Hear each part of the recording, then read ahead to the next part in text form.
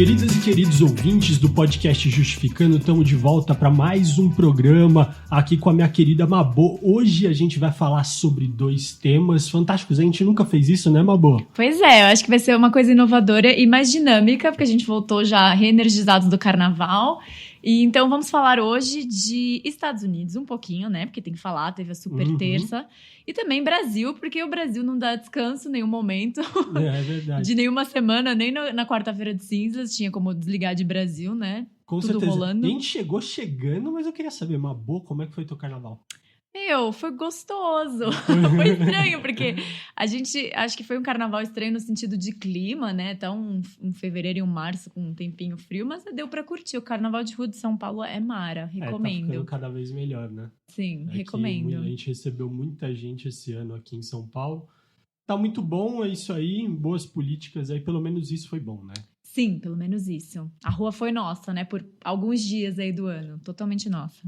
É isso aí, a gente com 2 temas quentes, a gente falou, vai fazer um, vai fazer outro. Claro que você sabe que alguns episódios atrás a gente já falou sobre os Estados Unidos, né, Mabô? Sim. Veio o James Onig aqui, a gente conversou um pouco sobre as primárias, mas vamos lá, a gente tá num momento crucial para a humanidade, né? Será que a gente tem mais 4 anos para pensar nas questões de sustentabilidade, pensar que o mundo ainda vai passar por mudanças climáticas e muitos cientistas já estão dizendo que a gente está perto de um ponto de não reversão. Então, o que a gente está trazendo aqui para discutir, principalmente sobre a campanha do Bernie Sanders, é isso. E aí, a gente pode ter esperança? Não pode ter esperança? Por isso que a gente volta com o tema hoje também. Mas claro que a gente não ia deixar de falar sobre o possível golpe em curso que está sendo chamado às manifestações no dia 15, né, de março pelo Bolsonaro. Isso deu uma super repercussão e para isso a gente trouxe pessoas fantásticas. A gente tem recados, Mabô? Acho que não. Hoje não? Acho que não. Hoje tá tudo bem, né? Acho que não. A gente deu bronca de BBB na última, né? A gente passou um sermãozinho. Que chatos, né? Mas foi necessário. Não me arrependo. Eu também não. É isso Vamos aí. apresentar o povo? Vamos aí. Para comentar com a gente sobre a questão dos Estados Unidos, nós trouxemos Samuel Brown, que é cientista social, pedagogo, especialista em educação, e ele é pesquisador pela CAPES, está pesquisando as primárias democratas americanas em parceria da Georgetown com a UFRJ. Ele também trabalha no tema dos movimentos parapartidários no Brasil, foi presidente no Rio de Janeiro e membro da Executiva Nacional da Rede Sustentabilidade, dirigente do PSB e também dirigente sindical bancário. Bem-vindo, Samuel. Obrigada pela sua presença. Só para avisar, gente, Samuel tá aqui à distância com a gente, tá falando diretamente dos States, então... Não, o Samuel tá no Rio. Tá no Rio, né, tá no Samuel? Rio? Achei que era nos Estados Unidos, caramba. Hoje não. E aí, Samuel, bem-vindo. Boa noite, pessoal. Tudo bem? Então, tô falando do Rio ainda. A gente vai para os Estados Unidos só quando chegar lá no período da convenção, né, em julho. Por enquanto, eu estou aqui no Rio de Janeiro mesmo. É um prazer enorme. Massa. Temos aqui conosco também o Hugo Albuquerque, um grande companheiro aí, que também foi advogado ativista, é um super cara que está na luta faz muito tempo. Hoje ele é editor da Autonomia Literária, uma super editora com livros fantásticos. A gente já recebeu aqui outro colega da editora também. E ele hoje é publisher da Jacobin Brasil, também a revista mundialmente conhecida. E é um grande prazer, Hugo. Seja muito bem-vindo. Eu que agradeço. Obrigado, André. Bem-vindo, querido. É isso aí. E a gente vai começar hoje, vamos dividir o programa em 2 blocos. E nesses 2 blocos, o primeiro a gente começa falando de Brasil, das manifestações, e depois a gente já cai para falar sobre as primárias americanas e como que está a campanha do Bernie Sanders nesse momento. Então, é isso, sabe? E já alertando a galera que a gente fala no dia 5 de março e a gente está à beira de esperando a candidatura da Elizabeth Warren para resolver se ela vai apoiar o Joe Biden ou se ela vai apoiar o Bernie Sanders. Então a gente está numa expectativa, espero que na hora que vocês estiverem escutando, provavelmente isso já vai ter se resolvido. Então vamos para a vinheta? Roda a vinheta.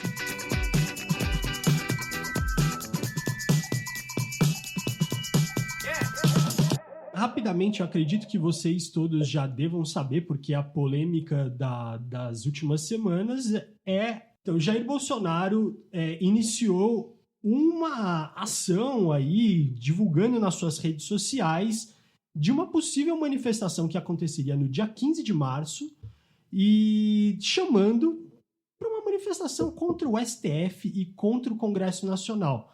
Isso gerou repercussão de inúmeros atores políticos no país, diversas notinhas de várias entidades, mas a gente ainda não viu um barulho maior. Algumas manifestações estão sendo chamadas pela oposição, mas é isso, estamos num suspenso aí do que vai acontecer e para isso a gente começa conversando. Eu gostaria de perguntar primeiramente para o Hugo, o que você acha da oposição nesse momento? O que a oposição deveria estar fazendo com Bolsonaro e com toda essa relação? A gente está em risco ou não está? A gente está em risco há muito tempo, na verdade. Eu acho que a questão do Bolsonaro, ele é um sujeito de extrema-direita, ele sabe que ele não vai conseguir governar como ele quer, como ele precisa dentro do atual regime, mas ele sabe, ou pelo menos intui, que o atual regime ele pode ser subvertido. Né? Isso é uma questão até de filosofia jurídica, é a velha questão que se insurgiu na Alemanha e na Europa do pós-Primeira Guerra Mundial, e a gente sabe onde parou. Quer dizer, ninguém precisou dar um golpe formal, derrubar a República de Weimar para instituir o regime nazista. Nem a monarquia italiana precisou ser derrubada pelo Mussolini. Não nos esqueçamos que Mussolini, na verdade, era chefe de governo. Todas as chamadas democracias liberais são subversíveis. Foi isso que aconteceu lá e é o que pode acontecer aqui. A oposição, na verdade, ela vem perdida há muito tempo. Né? E a minha humilde opinião sobre isso é que a gente não vai conseguir defender a democracia com uma agenda de defesa pura e simples do que a Constituição fala da democracia liberal. Se a gente não conseguir dar um passo para propor coisas além do que a gente tem, a gente vai perder a briga, porque nessa briga de de qual caminho seguir, você tem um setor da direita propondo uma radicalidade que disputa à sua maneira a sociedade brasileira, e tem uma parte da esquerda jogando na retranca e, como a gente fala no futebol, trazendo o adversário para o próprio campo. Porque defender, digamos assim, o que a gente tem de 88 para cá, todas essas conquistas, e não propor nada novo, como tem sido feito há muito tempo, não vai despertar a paixão de ninguém, não vai atrair ninguém. Há muito tempo você não vê os partidos de esquerda e os sindicatos, os grandes movimentos sociais, fazendo uma atuação junto às massas, fazendo propostas radicais. Simplesmente é uma agenda recuada. É meramente reativo, não é nada propositivo, é isso que você está dizendo. Exatamente. Então você está fadado à derrota. Porque para fazer uma linha de centro-direita, você já tem um Rodrigo Maia ali. E o cidadão ele não quer saber disso. O Bolsonaro, que não é ele pode não ser um sujeito culto, talvez não seja inteligente, mas é um sujeito muito esperto. E ele está fazendo o jogo correto dentro da estratégia dele, porque cada vez que ele tenta dar um passo além e perde, ele se vitimiza, mas ele nunca deixa de continuar a tentar dar fazer esses movimentos para frente. E eu acho que a gente o campo de esquerda ele continua preso numa armadilha muito grande. E eu acredito que os liberais, digamos, uma direita democrática, ela está perdida, porque hoje, como você faria uma agenda de direita democrática? Né? Eu acho que é um momento que muita gente fala em frente ampla no Brasil, mas eu vejo que é um dilema. Quer dizer, como é que essa centro-direita, que durante muito tempo estava ali junto do Pacto de 88, estava sendo capitaneada pelo PSDB, o que eles têm para oferecer? Como é que eles podem fazer uma agenda materialmente direita respeitando os mínimos pactos democráticos? Eles sempre acabam perdendo também uma briga para o Bolsonaro. Quer dizer, o Maia concorda com a agenda econômica que está colocada. Se ele concorda com a agenda econômica, como é que você executa essa agenda econômica sem um autoritarismo? Então, eles também estão perdidos do lado de lá. Quando o Macri perdeu na Argentina, foi ruim para o Bolsonaro. Mas, ao mesmo tempo, o Bolsonaro usou isso para dizer, olha lá, um Dória aqui no Brasil não daria certo, porque ele não conseguiria segurar. Se ele colocou essa agenda, ele e seguir um jogo minimamente democrático, ele nunca jamais usaria um dispositivo autoritário, nunca pegaria na marra. O que aconteceu? A esquerda voltou. Então, o Bolsonaro usou o que seria uma derrota dele como uma forma de propaganda. Eu acho que o tal mercado, né, isso que a gente chama de mercado, que na verdade é a oligarquia, o oligopólio do mercado, a alta finança, hoje está com o Bolsonaro porque eles sabem disso. Mesmo uma agenda muito de direita, mas que ainda fique nos limites de uma democracia constitucional, ela vai acabar não conseguindo executar esse programa. E você falou do mercado, aproveitando um pouquinho, essa alta do dólar absurda, né? Essa coisa descontrolada, o PIB que não cresceu o esperado, enfim, as projeções mais otimistas do mercado era o Bolsonaro vai ser eleito e vamos entrar no País das Maravilhas, né? E a gente está vendo exatamente o oposto, e aí agora muita gente está usando a coisa do coronavírus para justificar tudo que está rolando. Qual que é a sua leitura sobre isso? O coronavírus, obviamente, é uma cortina de fumaça, mas a alta finança, o que é elite mesmo, a elite do Brasil mesmo, é um grupo de poucas pessoas, em geral banqueiros, esses daí estão ganhando dinheiro. Eles não estão indo mal, os bancos estão aumentando os lucros.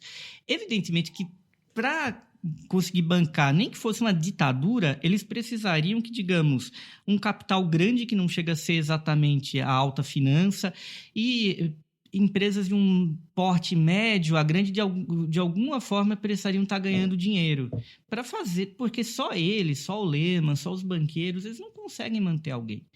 Não que essa alta finança concorde em absoluto com o Bolsonaro, mas eles estão ganhando dinheiro. Então, se eles estão ganhando dinheiro com isso e eles têm ilusão de que o Bolsonaro pode ficar sob controle, tá bom.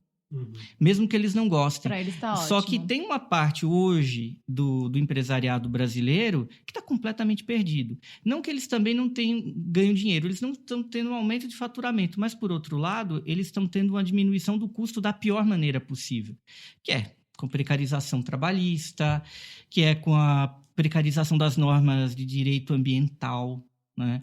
Então, isso agrada, embora já haja uma preocupação grande. Eu acho que hoje há uma balançada, você tem uma balançada desses setores, e, de um modo geral, a economia ela pode balançar, mas ainda tem muita reserva para queimar, e é o que o Guedes está fazendo, né? Queimando reservas que foram acumuladas lá na década passada. Enquanto não chegar numa situação catastrófica mesmo, não vai haver uma movimentação. Eu acho que já há um pequeno incômodo. Mas, assim, olhando friamente, eu acho que ainda não estamos perto desse ponto de ruptura. Eu acho que a economia contemporânea ela pode continuar funcionando. Assim, há 40 anos, os bancos não estariam ganhando muito dinheiro se o resto da economia estivesse mal. Hoje em dia, não. Eles podem. Há setores da finança que podem muito bem está tendo um aumento do lucro com o resto indo muito mal.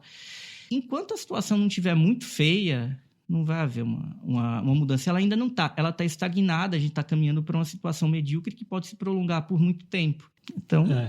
E tem projeções do mercado mesmo, internacional, falando que o coronavírus pode trazer aí 30%, 40% de recessão nos mercados internacionais nos próximos períodos. Isso não é o começo de uma ruptura? Pode ser um começo de uma ruptura, mas ainda assim eles têm muito poder e eles são capazes de contornar isso. A oligarquia mundial não está nem perto de perder o controle. Sempre se salvam, eles né? sempre De alguma salvam. maneira. Eles podem ganhar dinheiro com isso, inclusive. O que eu acho que pode gerar uma nova crise mundial é se o coronavírus se disseminar de tal forma nos Estados Unidos. Aí a gente vai acabar quase caindo no próximo tema de hoje, que Estados Unidos com seu sistema privado. O que os Estados Unidos vão fazer com o alto e crescente custo de saúde, tanto internações, medicamentos, exames. Então, se houver uma epidemia de coronavírus nos Estados Unidos, a gente pode ter um problema econômico grave, né? Porque você vai ter uma parte da população americana que vai preferir morrer porque vai estar quebrada. Não consegue pagar nada. Não vai conseguir pagar. Lá não tem saúde pública, é tudo privado. Exato, e você não tem uma participação do Estado. Olha que na China, desde o Deng Xiaoping, a saúde ela é um tanto quanto privada, mas obviamente o Estado chegaria para aportar, evitar uma quebra. Nos Estados Unidos, há um temor que vai nesse sentido. Nova York, o atual governador, Andrew Cuomo, ele, inclusive, propôs uma intervenção branca aí nos seguros de saúde, porque ele está vendo que se isso acontecer lá, vai gerar um problema muito grave. O vírus lá vai disseminar de vez, porque as pessoas vão ficar com dúvida e para acessar um hospital vai $5 mil fazer um teste. Exato, e isso pode gerar um efeito cascata na economia mundial e acabar precipitando uma série de outros problemas, mas isso não quer dizer o capital não morre de contradição. Não morre.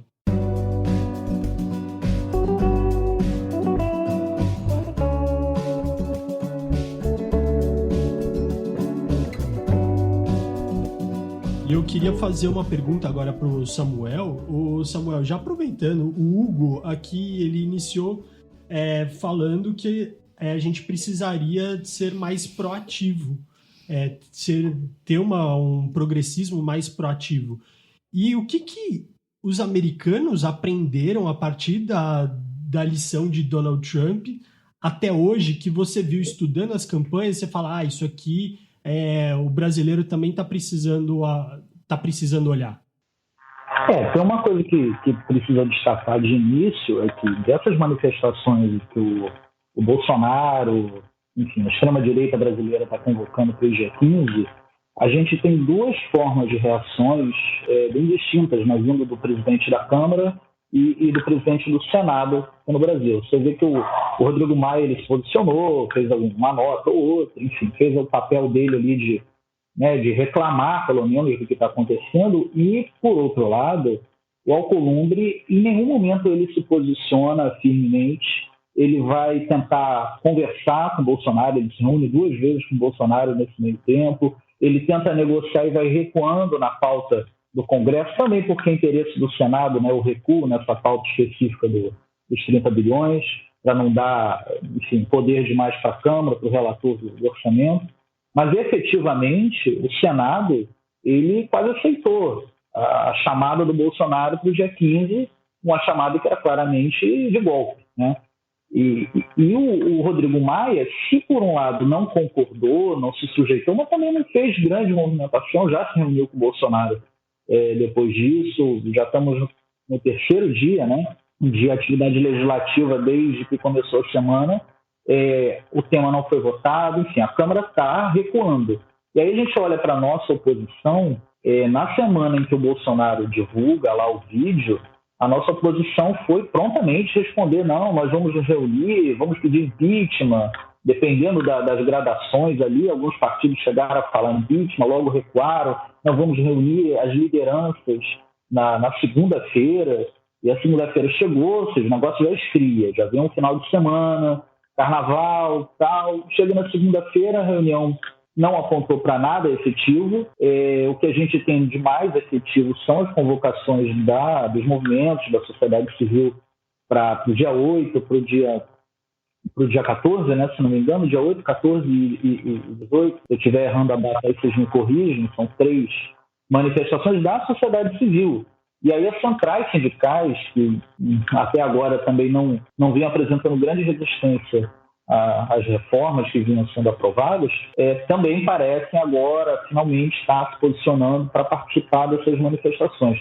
Mas o interessante dessa não movimentação do Alcolumbre e dessa tímida movimentação do Rodrigo Maia é que, no fundo, eles estão mais preocupados em salvar a pauta econômica, né, que eles consideram o lado bom do Bolsonaro, não dele, mas do governo dele. Então, o interesse é maior, às vezes, de salvar essa pauta econômica do que o medo real, concreto, de levar um golpe. É comum a gente ver na mídia a expressão de que a gente vive um parlamentarismo branco no Brasil, né? E o Congresso está muito feliz, e principalmente as pessoas que estão lá agora dando as cartas, que têm esse posicionamento mais liberal econômico, eles estão muito felizes, porque realmente o que o governo manda e eles dão andamento são pautas econômicas da direita.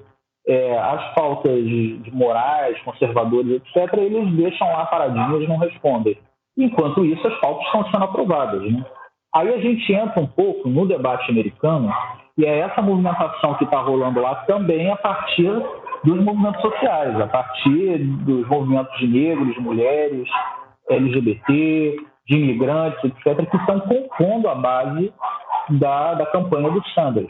A campanha do Sanders ela não é construída dentro do Partido Democrata, ela é construída de fora para dentro. Ele é um independente, né? Ele esteve como independente a maior parte da vida política dele, e como muita gente já deve saber, nos Estados Unidos é praticamente impossível você concorrer pela sistemática lá de tiragem de delegados, de majoritárias, né, o que tentaram até implementar aqui no Brasil há alguns anos de voto distrital.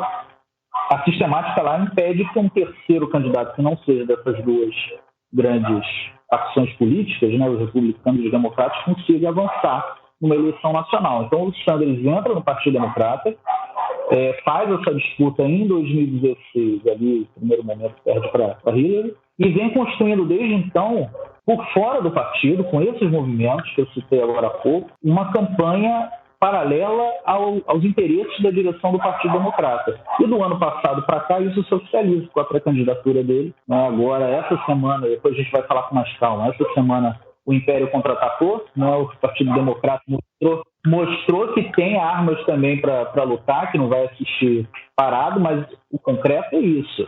A resposta ao Trump não veio do Partido Democrata, não veio da institucionalidade. Foram respostas completamente trabalhadas, a tentativa de impeachment, a insistência com a ideia de intervenção da Rússia, tudo que o Partido Democrata tentou institucionalmente até agora não afetou o Trump e às vezes até fortaleceu a postura do Trump como outsider, como um cara, né, que fala as verdades, porque a semelhança com o Bolsonaro é mera coincidência. O que tem de real, de concreto, de enfrentamento ao projeto do Trump não vem do Partido Democrata, vem desse movimento das ruas, dos movimentos sociais, etc., organizados estrategicamente, eles têm suas diferenças, eles têm suas funções, mas organizados em torno dessa candidatura do Sanders.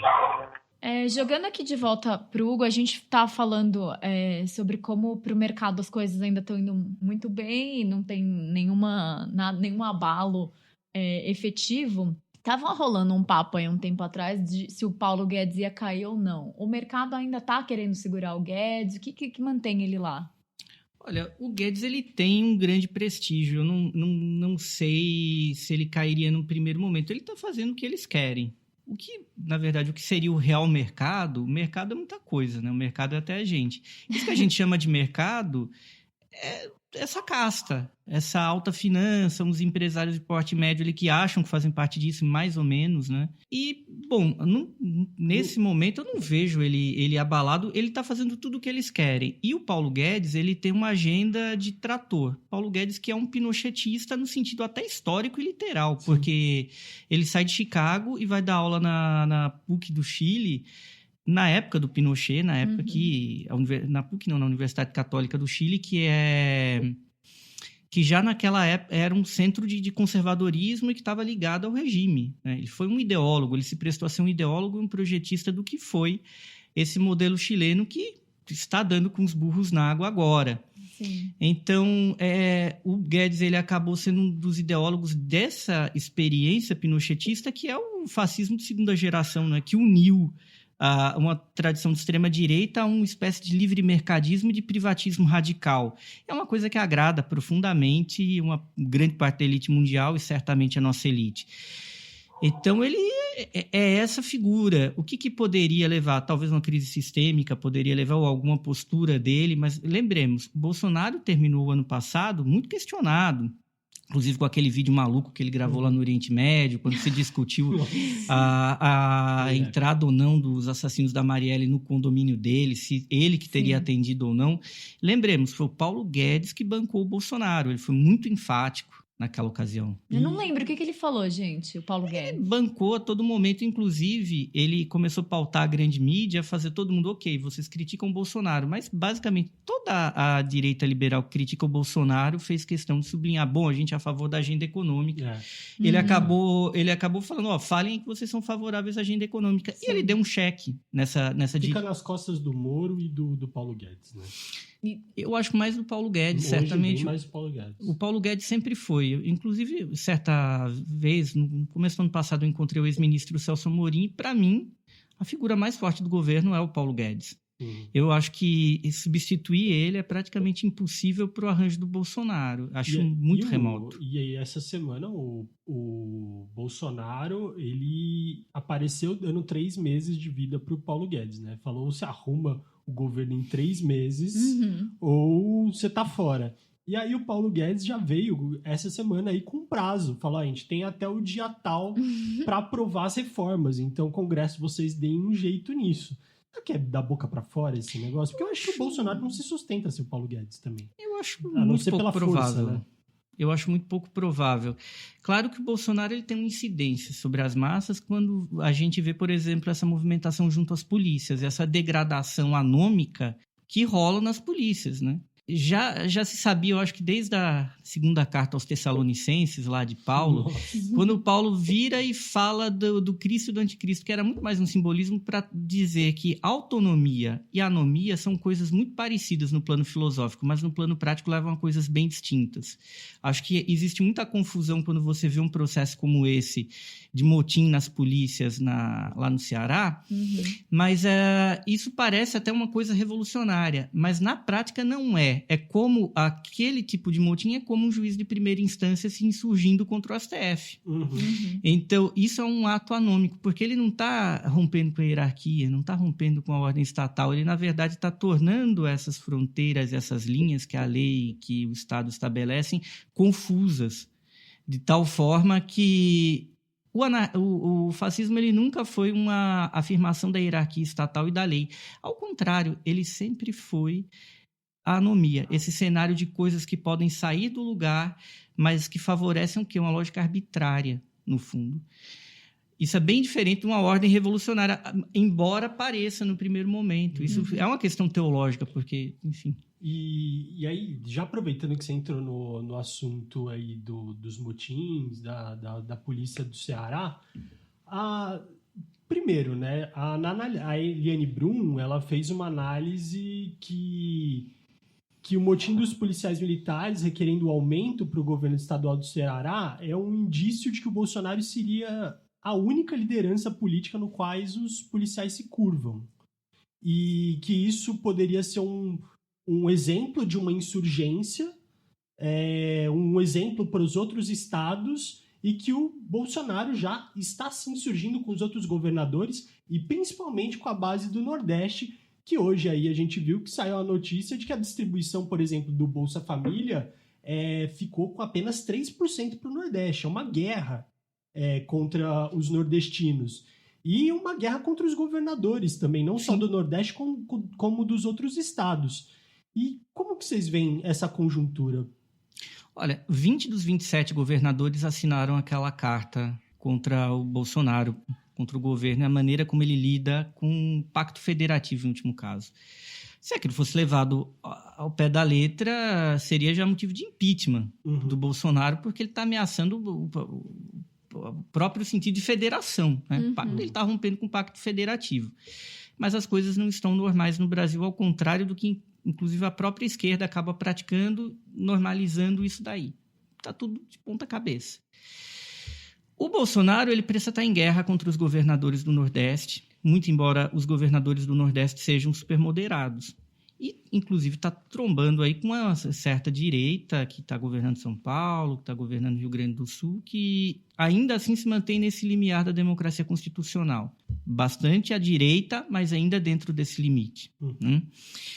Eu vejo da seguinte maneira, o Bolsonaro ele tem alguns motivos para estar fazendo isso que as pessoas acabam esmiuçando pouco. Uma coisa é que ele está sem partido hoje, ele topou, de certa maneira, sair do PSL sem provocar uma guerra, uma ruptura, porque garantiram para ele que ele ia conseguir formar o próprio partido dele da maneira que ele gostaria. O Bolsonaro supôs que poderia fazer isso de um modo fácil, mas não estão facilitando para ele. Né? A Justiça Eleitoral barrou, e isso é um motivo de inquietação, porque o Bolsonaro se sente em grande medida traído. E ele começou a ficar muito preocupado quando, além dos governadores do Nordeste, que são ligados à esquerda, você teve aquela carta com governadores ligando ao PSDB. Então, o Bolsonaro também ficou preocupado com outro fator, que foi a greve dos petroleiros. Sim. A partir daí, o Bolsonaro começou a tacar fogo nessa base que ele tem junto aos servidores da segurança pública, muitas vezes com setores muito complicados que se agenciam por dentro da segurança pública, haja vista todas as homenagens que ele fez a milicianos e toda a relação da família dele. Então, ele jogou as duas coisas para falar, vocês podem parar o país, eu também posso. Isso foi uma vitória de curto prazo. Eu acredito que a coisa no Ceará acabou dando um pouco... Não deu tão certo quanto ele imaginava, porque acabou tendo aquele episódio maluco, que eles deram um tiro no Cid Gomes. Gente, aquilo foi Isso foi totalmente insano. Gente, eu achei que eu tava vendo, sei lá, uma pintura do Ricardo Dali. Que era aquilo? Uma escavadeira, o cara saiu sangrando. Aquilo é surrealismo. E a bala não era de borracha, era uma bala de verdade. Foi um tiro no peito, faltou pouco para matar o cara. Então, isso acabou atrapalhando. As polícias que até ali, lembremos... Os policiais já tinham negociado e aquela greve não tinha motivo de ser, mas eles mobilizaram alguns milicianos que ninguém sabe nem quem são nem de onde vieram para criar um problema justo em Sobral, que é a cidade dos Ferreiras Gomes, né? Então, aquilo não foi à toa, porque a questão salarial e algumas outras questões referentes à paralisação dos policiais já tinha sido resolvida. Isso criou uma situação um pouco ruim para o Bolsonaro, mas ele, de certa maneira, também capitalizou em cima disso, porque ele falou, olha, não consegui passar, não conseguimos fazer do jeito que nós gostaríamos, embora eu lute por vocês, porque esse regime não permite. Então, essa estratégia do Bolsonaro de dar um passo, mas sempre que ele dá um passo para trás, ele joga as coisas na conta do regime, esse regime democrático que a gente tem bem entre aspas. Então, ele fez o jogo dele e ele está apostando no dia 15, ele foi muito pressionado sobre o dia 15, eu acho que ele está um pouco arrependido porque ele não esperava ter sofrido a pressão de bastidores que ele sofreu. Ele deu uma coada aí, né? Ele deu uma coada como sempre, ele não esperava que ele ia ter uma reação daquele porte, mas não é uma reação que vai aparecer na forma de declarações. Vai aparecer nos gestos, no jogo político. Mas o Bolsonaro, ele não está disposto a continuar no governo numa situação miserável dessa. Ele é o único presidente da República que não tem um partido. Ele está sem um partido. Ele está com as mãos atadas e não interessa para ele nem sequer ter todos os poderes possíveis dentro desse tipo de regime que a gente tem. Ele não vai recuar. E vai chegar um grande momento que mesmo... vai estressar e isso vai ter alguma solução. Sim. Ou a favor do Bolsonaro ou contra.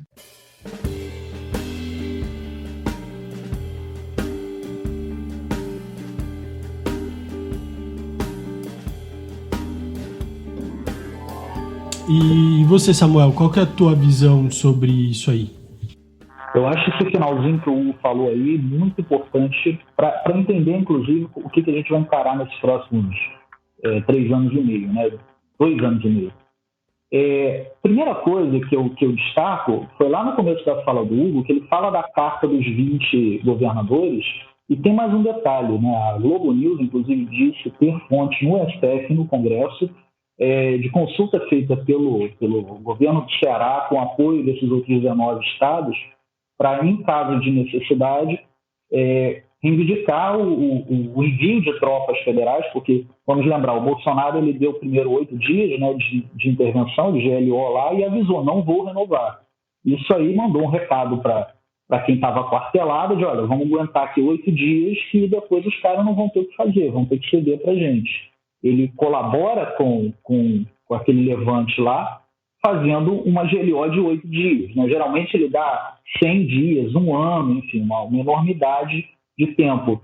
Quando chegou no sábado e o Bolsonaro acaba fazendo o que ele disse que não ia fazer, que era renovar a GLO, isso é precedido da sexta para o sábado de conversas desses governadores com o Congresso, com a presidência do Senado, com a presidência da Câmara e com ministros do STF, de passarem por cima, utilizarem a Constituição, artigo 142, e fazer a leitura do finalzinho do caput dele que diz que o Congresso ou o Supremo Tribunal Federal, né, os 2 outros poderes, podem, na ausência do Executivo, quando o Executivo não age, reivindicar o uso das tropas do Exército e das Forças Armadas.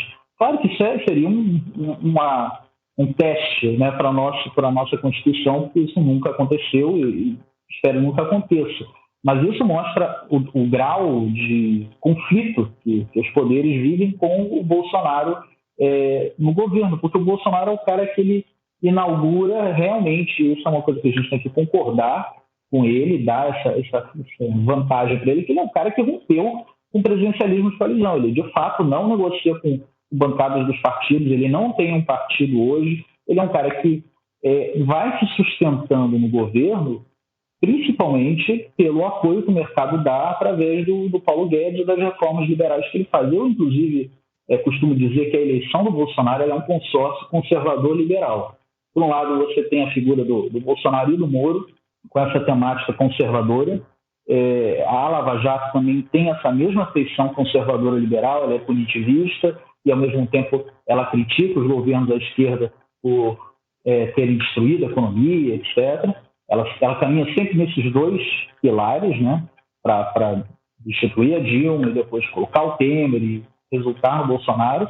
E o próprio Bolsonaro se elege também em cima desses dois pilares, não só ele com uma representatividade conservadora, como o Moro também ajudando nisso. E quem dá o pilar liberal é o Paulo Guedes. O Bolsonaro só começa a ser enxergado como alguém viável quando o Paulo Guedes, aqui no Rio de Janeiro, inclusive, que foi o evento em que ele sentou na primeira fileira e falou: não, eu vou ensinar esse cara, pode deixar comigo, que se ele não entende de economia, eu toco isso aqui. E o Bolsonaro rapidamente compra esse discurso do posto Ipiranga. E até hoje, o Paulo Guedes é o fiador, para mim, o fiador mais importante desse governo, da permanência do governo. Tanto que mesmo nesses momentos de conflito, né, do Congresso com o presidente, o Alcolumbre, o Maia, eles vão se preocupar com a pauta liberal. É o que interessa a eles, é a pauta econômica. Enquanto o Bolsonaro entregar essa pauta econômica, eles vão aturando, vão aguentando, vão fazendo ajustes, vão controlando externamente os impulsos do Bolsonaro e dos seus seguidores, né? Agora, a minha preocupação é esse time, esse deadline que foi colocado, a gente sabe que esse ano eleitoral, a partir do segundo semestre não se aprova nada. Se tiver que aprovar alguma dessas pautas que eles querem, tanto a tributária quanto a administrativa, é agora até junho. É o final de junho e olhe lá, final de junho a pessoa já está tudo nas suas bases. Para mim é final de maio. Não dá para aprovar. A realidade é que não dá tempo de tramitar duas coisas complexas como essas até maio.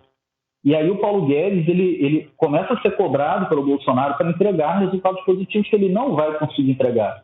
Tanto pelas falhas econômicas da política dele, como pelo contexto internacional. E aí a gente vai chegar ao final desse prazo que o Bolsonaro deu para ele e ele não vai conseguir entregar. É uma coisa que foge até a competência dele. Não que ele seja competente, mas foge até a competência dele. E aí é que eu me pergunto, entendeu, gente? Como é que, chegando nesse final do prazo, o Bolsonaro vai fazer o quê?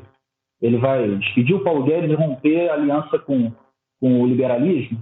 E aí, lembremos que o Bolsonaro é um cara que passou a vida inteira pregando o contrário na economia.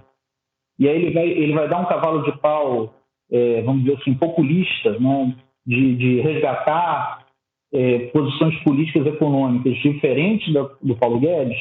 O que o Congresso faz com um presidente que não tem partido, não tem base partidária e não tem nenhuma pauta em comum com a maioria do Congresso? A do processo de impeachment, tem vários na mesa do Rodrigo Maia, né? E a gente vai lembrar da questão da Dilma. O impeachment ele acaba sendo só uma vontade do parlamento sendo exercida a qualquer momento. O Bolsonaro sempre sustenta que vai ter gente na rua, que isso nunca vai acontecer, mas a Dilma também sustentava isso, né? E a gente viu o que aconteceu.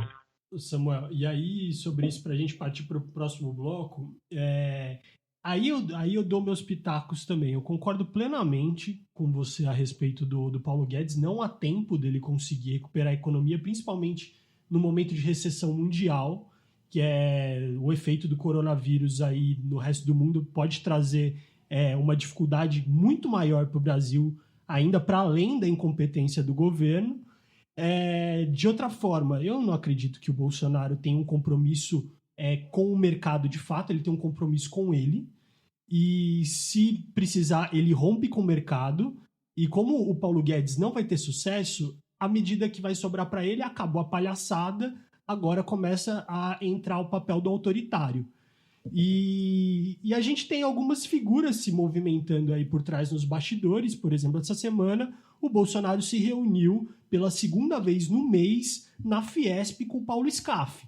Paulo Scaff que já estava fazendo contato com o general Mourão, já no início do governo, colocando os seus empresários para conversar com o Mourão, trazendo um pouquinho de estabilidade para o governo. Aí eu duvido, inclusive, da capacidade do Bolsonaro de conseguir segurar os próprios militares, que praticamente o governo inteiro se tornou de militar, para apoiá-lo no momento em que for cair a credibilidade dele. Ele pode tentar entrar com medidas ainda mais autoritárias, talvez querer colocar o exército na rua, e o próprio, talvez uma leitura minha, talvez até o próprio exército recuar em nome de Mourão, e ele cai e Mourão fica, porque aí vira a estabilidade que seria o nome do Paulo Guedes. Se não tem Paulo Guedes, pelo menos tem algum burocrata teoricamente competente, o que eu não acredito também, mas que vende essa imagem que é o general Mourão. Então, eu não sei, é uma leitura meio catastrófica. Eu acho que você tá, amigo... Você foi longe. Fui longe.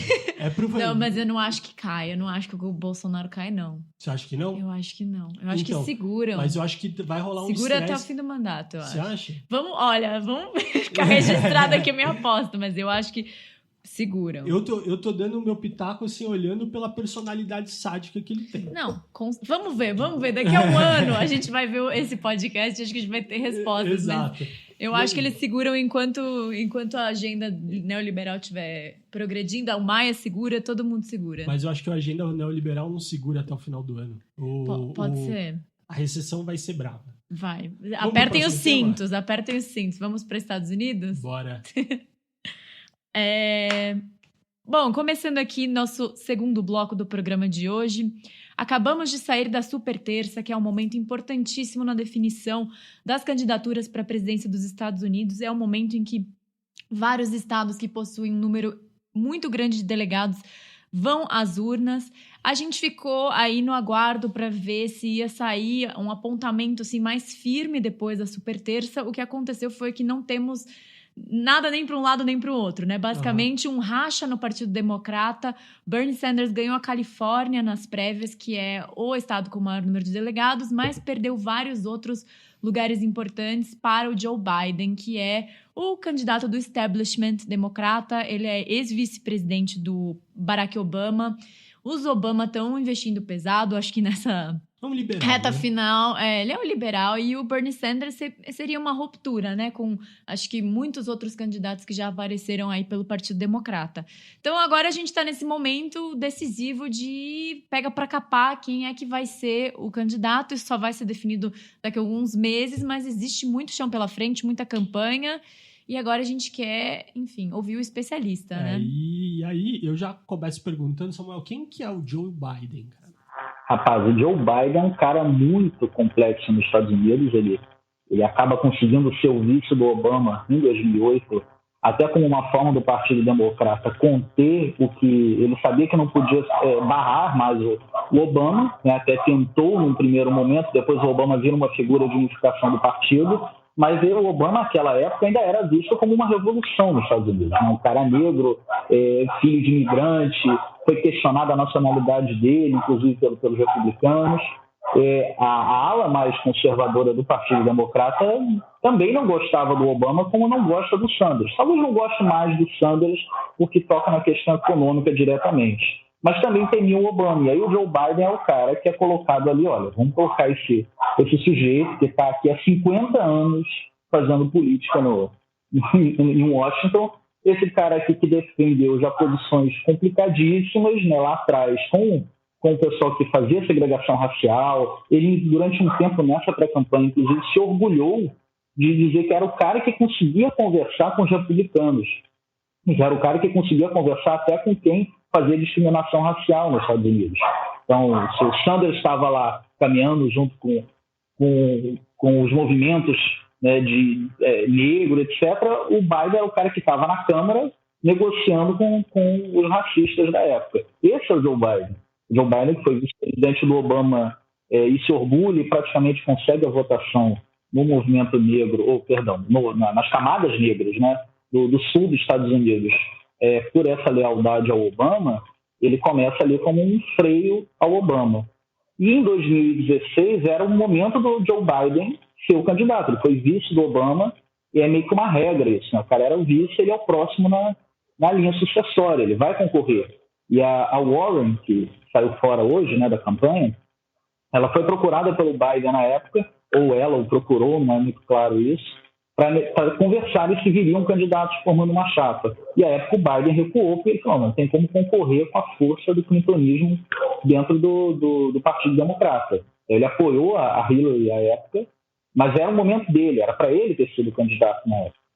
Esse é o Joe Biden, que é o representante maior agora, com a saída do Bloomberg, do Pitt e da Amy. Ele é o representante solitário da parte do establishment do Partido Democrata.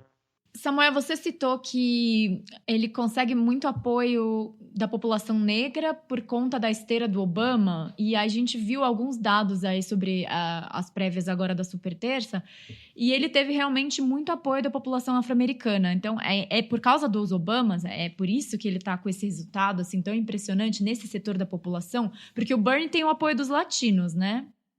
A gente precisa traçar uma linha também nos Estados Unidos, né, de norte a sul. Se você olhar para o sul dos Estados Unidos, que foram 8 estados que o Biden ganhou nessa super terça-feira, a influência do voto negro sulista americano ela é muito forte para o Biden por essa ligação dele com o Obama. Há um reconhecimento da lealdade dele com o Obama.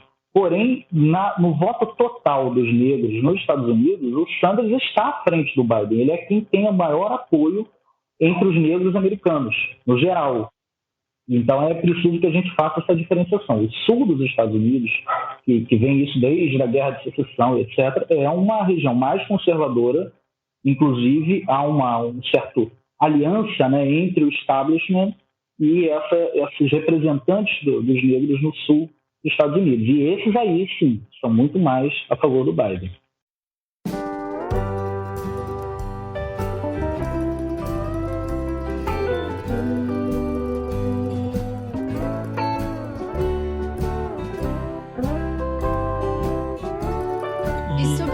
Bernie, eu queria jogar para os dois convidados, na verdade.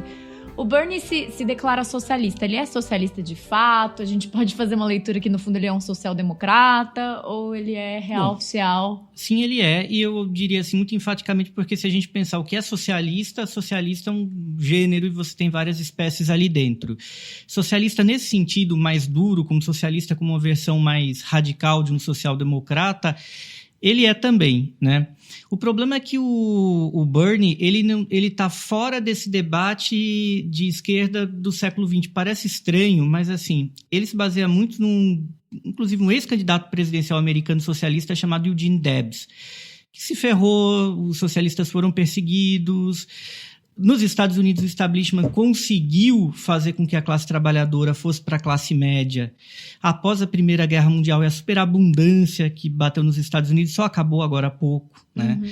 Que criava essa excepcionalidade. E o Debs e os socialistas americanos viviam naquela fase da Segunda Internacional que tudo isso que a gente chama hoje de anarquista, comunista, social-democrata, estava todo mundo debaixo do mesmo guarda-chuva. Esse guarda-chuva acabou por conta dos dilemas do movimento internacional socialista em relação à Primeira Guerra Mundial.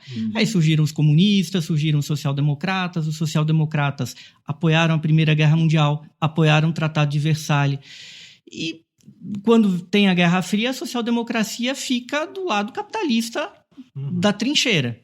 Do outro lado, você teve os comunistas, tivemos inúmeras revoluções, os inúmeros problemas do socialismo real encampado por partidos comunistas, depois a queda da cortina de ferro, e o Bernie ele não pode ser colocado, pelo menos na minha humilde opinião, nem como isso que a gente chama de social-democrata, nem o que a gente chama de comunista, nem como anarquista, obviamente. Ele acaba sendo uma coisa muito velha e por isso uma coisa muito nova. Ele está propondo, o Bernie, ele foi contra todas as guerras. Se a gente parar para pensar, Willy Brandt, que era o líder da social-democracia alemã, foi a favor da guerra do Vietnã.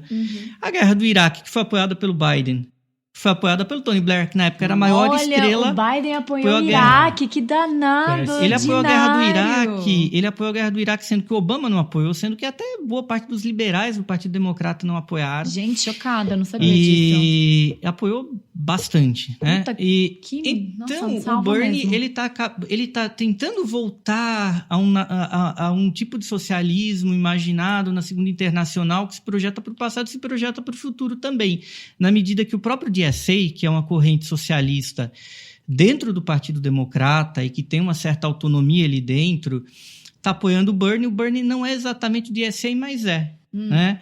Então, o que está se propondo ali pode ser uma via reformista, e talvez essa seja uma pergunta melhor, é uma via reformista, mas é um tipo de reformismo radical que não se confunde com o tipo de reformismo moderado que caracteriza a social-democracia desde a Primeira Guerra Mundial, porque o Bernie fala, só rapidamente para concluir esse tópico, ele fala em distribuição de riqueza, não distribuição apenas de renda, com medidas como o Green New Deal e com medidas como saúde, um sistema único de saúde nos Estados Unidos. Aí vocês falam, bom, mas tem no Brasil e tem na Inglaterra. Bom, vivemos um momento onde os Estados Unidos da América são um país que não tem um sistema de saúde público e universal, e é um momento que, graças a isso, os países que têm estão desmontando. E o Bernie lá, que nunca teve, está propondo a gente para isso até aqui. Não, e isso num contexto norte-americano que quando o Obama tentou fazer algumas alterações, né? O Obamacare já foi uma enxurrada, meu Deus, uma reação de que, enfim, ele ia quebrar o país só porque ele estava já subsidiando, ajudando, né, as pessoas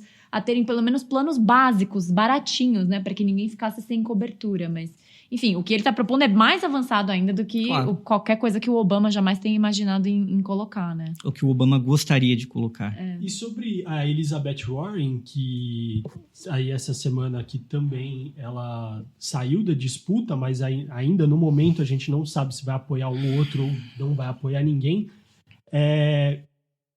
Primeiro, rapidamente, quem que é Elizabeth Warren, Samuel? E outra, quem que você acha que ela vai apoiar nela agora e valeria a pena uma vice-presidência dela, junto com o Bernie? Elizabeth, ela vem do Partido Republicano, né? Elizabeth Warren, ela fez política já pelo Partido Republicano e vem para o Democrata já há mais de 20 anos. É hoje uma das principais expoentes do lado progressista do Partido Democrata. Ela tem uma proposta de campanha muito progressista, não tanto quanto a do Sanders, né? E aí a diferenciação que o Hugo fez é muito boa. O Sanders é um socialista, sim, embora ele não faça campanha pelo fim da propriedade privada e tudo mais, ele vem de uma outra escola de socialismo que não necessariamente é uma escola pela cultura da partilha marxista, mas ele faz uma análise do socialismo que se aproxima da social-democracia antes dessa descambar, como o Hugo falou, né? Então, ele é o cara mais progressista do Partido Democrata. Mas a Warren também é uma progressista, e as posições dela, nos últimos anos, têm sido crescentemente progressistas. Agora, daí é o momento que ela sai da campanha, depois de ter atrapalhado muito, né? Na terça-feira, o desempenho do Sanders, principalmente no estado de origem dela, no estado que ela hoje também representa, né? Ela fez com que o Sanders não conseguisse ganhar nesses dois estados, que representaria delegados importantes na soma total. Mas a saída dela não significa necessariamente que ela vá dar o apoio ao Sanders. Os chefes de campanha dela e os do Sanders conversaram nas últimas 24 horas, o Washington Post relata isso, o New York Times também, e essa saída dela da campanha foi praticamente negociada com o Sanders. Se é só a saída ou se vai também significar um apoio explícito, aí a gente não sabe. Mas a saída dela já é um indicativo de apoio, porque realmente quem se beneficia com a saída é o Sanders, e teve conversas entre os dois staffs deles, né? Uhum. E qual que é o grande desafio do Bernie agora? Tipo, o que ele precisa superar para conseguir bater o Biden? E é possível? Tipo, é possível reoficial ou é uma guerra perdida?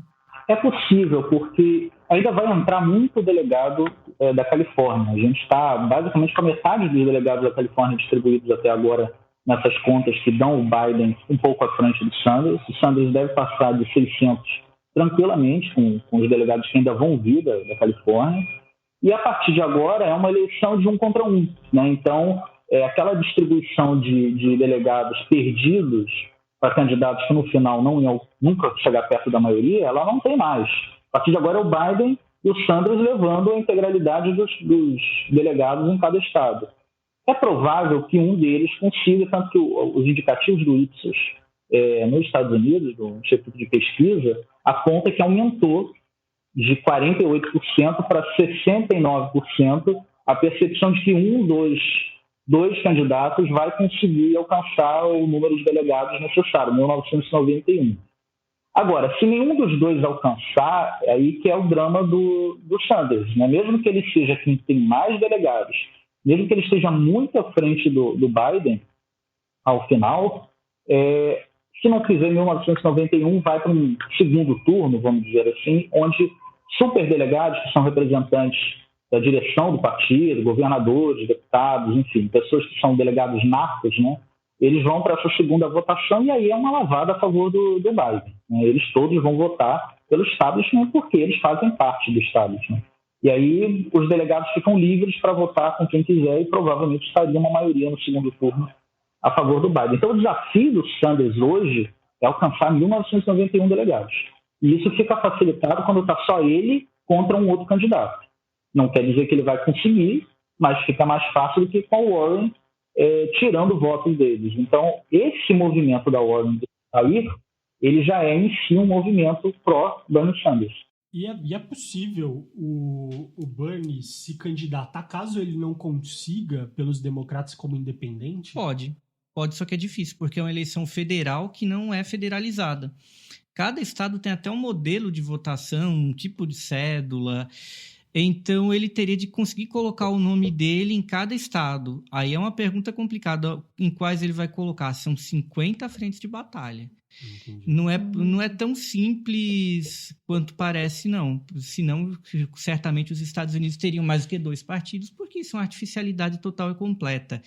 Eu diria que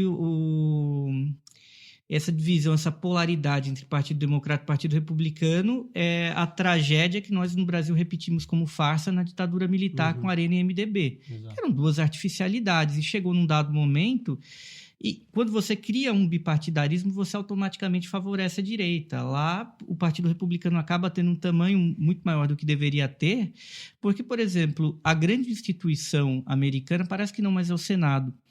E lá no Senado, você sempre favoreceu a direita na medida que os estados agrários e conservadores e pequenos têm dois senadores, como a Califórnia tem 2. O Alasca tem 2 senadores também, um estado que não tem ninguém.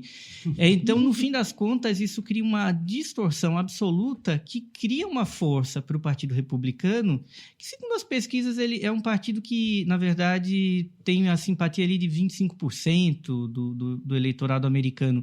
E o Trump hoje faz um jogo populista que representa ali 80% do eleitorado republicano. Então, o sistema ele distorce. Realmente, ele é feito para isso.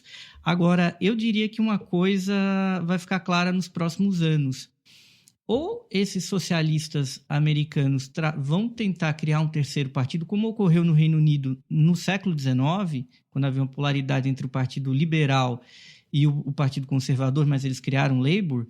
Eu acredito que isso vai precisar acontecer nos Estados Unidos, porque o Partido Democrata, ele é muito pouco democrático. Ele é tão pouco democrático quanto alguns outros países que o Bernie critica, né? Então, vai ficar claro, por exemplo, uma coisa que pode ser muito trágica, caso o Bernie não consiga ser o candidato, acho que está difícil para ele, se o Biden disputa e o Biden se torna presidente.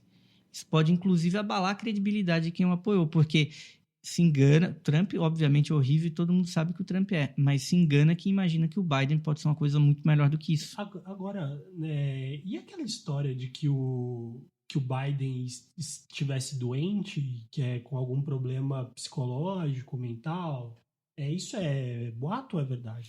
Nas últimas 72 horas, o Biden cometeu 3 gafes em público, ele trocou quem era a esposa e quem era a irmã dele no palco, na hora de celebrar a vitória da terça-feira. Ele esqueceu quem era a esposa e quem era a irmã dele, que estavam junto com ele no palco. Ele esqueceu uma parte da declaração dos Estados Unidos, que eu acho importantíssimo dos Estados Unidos, ele esqueceu justamente na parte que fala de Deus. Ele começou a repetir, vocês sabem, aquilo, vocês sabem. Ele não lembrava a palavra Deus. Então, é um cara que, visivelmente, nos últimos meses, aponta um grau de ou senilidade ou Alzheimer, que é talvez um tema que a campanha do Sanders não ele diretamente, mas os militantes dele, né, esse grupo que está empenhado voluntariamente na campanha, já começou a explorar, principalmente no Twitter. Gente, mas não pode ser nervosismo? Não tá sendo um pouco alardeando? Não sei. Porque, sei lá, às vezes a pessoa travou, ficou emocionada. Eu acho, assim, surpreendente que os democratas não tenham criado, talvez, uma celebridade para tocar mesmo a política do establishment e concorrer contra o Bernie. É muito surpreendente que eles tenham insistido no Biden, que é uma pessoa já muito idosa. O Bernie também mas o Bernie tá melhor. Agora o Biden... Ele tá super ativo, ele é amigo da galera. Agora, o Biden, ele tá numa situação e não faz muito sentido, porque ele nunca foi um político muito popular. Ao contrário, ele é um cara do Delaware, que é um estado pequenininho ali no norte. Assim, é um desespero do Partido Democrata que ele está preferindo correr o risco de perder a eleição ou lançar alguém com limitações de vários sentidos, além do passado até do Biden como assediador, né? Então você tem inúmeros casos, e pior do que isso, que eu não sei, enfim... É o caso ucraniano, que era aquele grande caso que tentaram impeachment o Trump, porque o Trump realmente ordenou uma maracutaia para fazer uma investigação ilegal contra o Biden, mas contra atos possivelmente ilegais que a família Biden comete na Ucrânia. Então, é uma coisa que talvez o Trump tenha um as na manga para concorrer contra o Biden. Né? O Biden, ele é um sujeito que tem muito telhado de vidro. Tem muito esqueleto no armário. E assim, é uma loucura, é um desespero até da cúpula do Partido Democrata bancar um cara como ele. Por favor, não conseguiram imaginar ninguém. A Oprah, não conseguiram achar ninguém.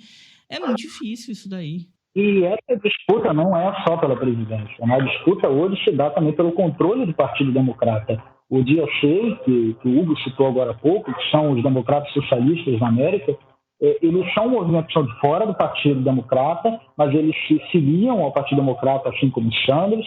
Eles conseguem uma votação surpreendente em 2018, com Alexandre Ocasio, Ilhan Omar, entre outros deputados eleitos. E hoje, a disputa em primeiro lugar é de quem vai ficar com o controle do partido, porque não tenha dúvida, se o Bernie é escolhido candidato do Partido Democrata, os postos-chave do Partido Democrata serão naturalmente ocupados a partir de então por apoiadores dele, né, por deputados eleitos com apoio dele. E isso muda o jogo de forças nos Estados Unidos. É primeiro, então, uma luta dos conservadores, dos neoliberais, dos defensores das políticas liberais do Wall Street, que mandam no Partido Democrata para impedir que isso aconteça, que uma facção realmente de esquerda tome conta do Partido Democrata. Olha, então a gente tem que meio que torcer, né? Torcer para não ir para um segundo turno entre Biden e Bernie, e para não ter que recorrer aos superdelegados e ele largar na frente de alguma forma antes, é isso, né? Sim, e a gente tem uma melhora de ontem para hoje, com a saída da Warren, acabou de ser publicado em novas pesquisas.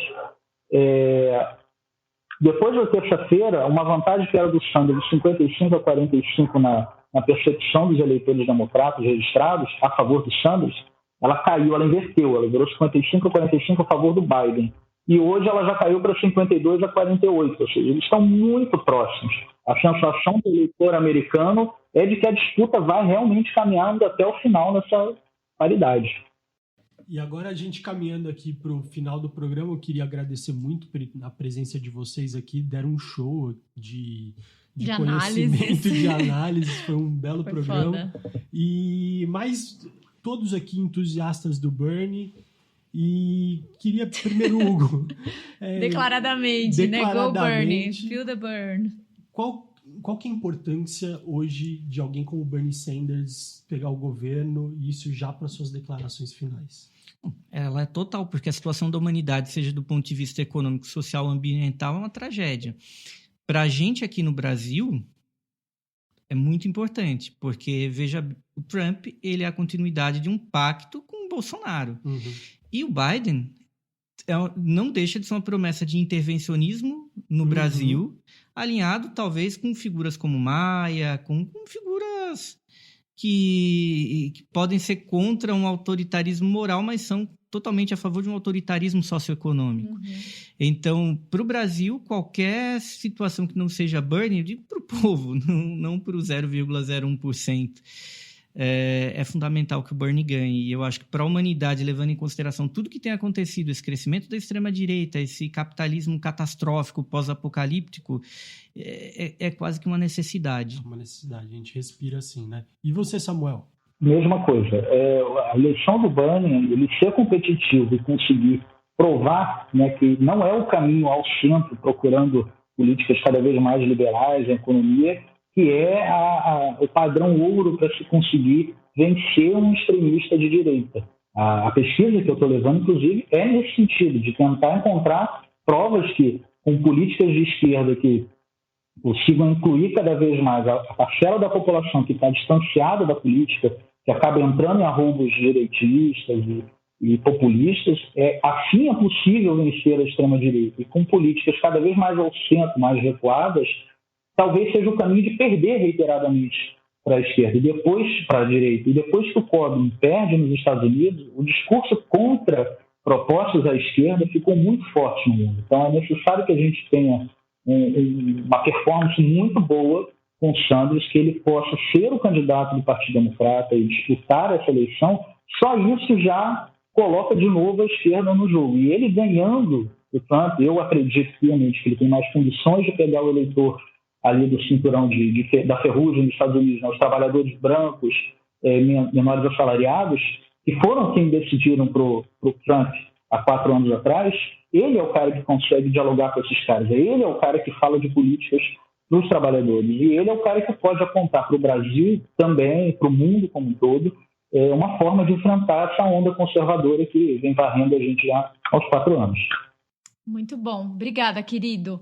Gente, só queria dizer que, assim, a Ariana Grande e a Dua Lipa apoiam Bernie Sanders. Então, quem sou eu para falar qualquer coisa? Se a Ariana Grande e a Dua Lipa estão aí se manifestando, por que nós não vamos torcer?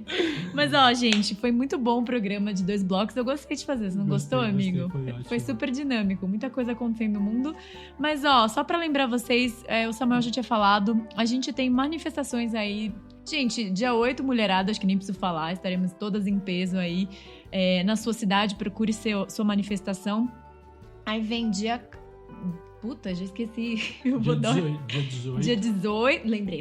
Dia 18 é a manifestação nossa, setores progressistas contra qualquer manifestação golpista do Bozo. E lembrei, dia 14 é 2 anos da morte da Marielle, do assassinato. Então, muitas coisas aí, movimentações, procurem aí pelas redes sociais como você pode se juntar ao pessoal da sua cidade. E é isso, um mês aí de março intenso pela frente. Intenso. Espero que vocês tenham gostado do programa. O programa nas segundas-feiras, a gente tá na Rádio Brasil Atual, às 9 horas da manhã. E semana que vem estamos de volta aí no podcast, você vai acompanhar. A gente não tem sido muito diligente com o nosso compromisso do prazo, de sair às quintas, às vezes sair às sextas. Mas logo a gente melhora. Porque a rádio, a gente está de mudança lá ainda, mas provavelmente já nas próximas semanas já tudo regularizado. E é isso aí, gente. Muito obrigado pela presença de todos que nos escutam. E até a próxima semana. Até.